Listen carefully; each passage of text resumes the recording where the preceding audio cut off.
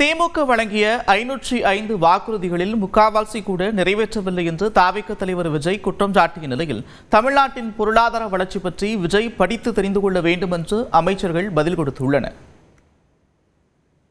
505 தேர்தல் வாக்குறுதிகளை நமக்கு தமிழ்நாட்டு மக்களுக்கு கொடுத்தாங்க. அதில் எத்தனை வாக்குறுதிகளை இந்த திமுக கவர்மெண்ட் நிறைவேற்றிருக்கு? முக்காவாசி வாக்குறுதிகளை கூட நிறைவேற்றாம எல்லாத்தையும் நிறைவேற்றிட்டோம்னு இப்படி கொஞ்சம் கூட மனசாட்சியே இல்லாம இப்படி கதை விடுறீங்களே. கலைஞர் மகளிர் உரிமை தொகை யாரும் சொல்லி தேர்தல் அவர் சொல்லிலாம் இதை பண்ணல.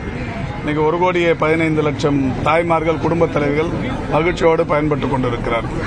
தினந்தோறும் 50 லட்சத்திற்கும் மேற்பட்ட இலவச பயணங்கள் விடியல் பயணத்தின் மூலம் நடைபெற்றுக் கொண்டிருக்கிறது. ஒட்டுமொத்தமா இந்தியா முழுமைக்கும் உயர்கல்விக்கு செல்பவர்களுடைய எண்ணிக்கை 29% இருக்கிற போது தமிழ்நாட்டில் மட்டும் 53% இருக்கிறது.